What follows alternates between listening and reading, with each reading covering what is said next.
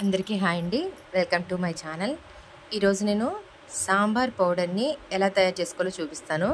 దానికోసం శనగపప్పు, మినప్పప్పు, అలాగే ధనియాలు, కొద్దిగా మిరియాలు, బియ్యం, జీలకర్ర, కందిపప్పు, కారానికి సరిపడా ఎండుమిర్చి, అలాగే ఒక పావు కప్పు దాకా కరివేపాకు అండి.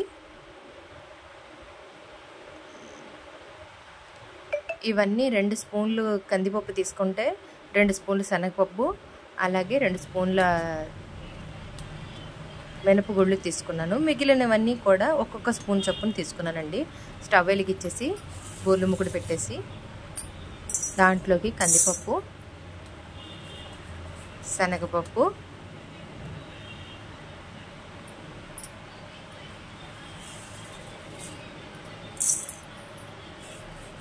మినప్పప్పు వేసేసి చక్కగా దోరగా ఫ్రై చేసుకోవాలండి. ఈ మూడింటిని కలిపేసి ఆయిల్ లేకుండా ఫ్రై చేసుకోవాలండి. ఈ సాంబార్ పౌడర్ చాలా బాగుంటుంది. చక్కగా సిమ్లో పెట్టుకొని దోరగా ఫ్రై చేసుకోవాలండి.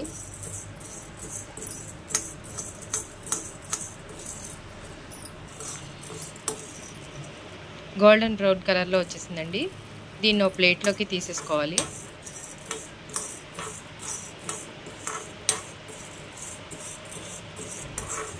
చక్కగా నీట్గా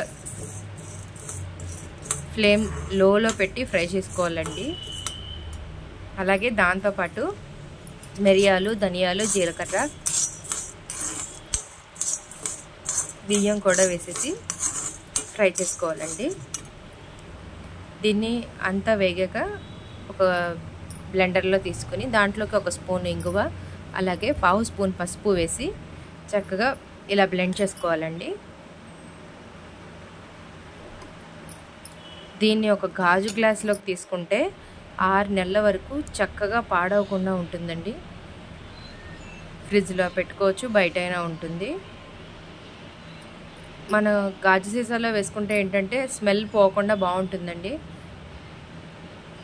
ఇన్స్టెంట్ సాంబార్ పౌడర్ చాలా బాగుంటుందండి. మీరు కూడా ఒకసారి ట్రై చేయండి.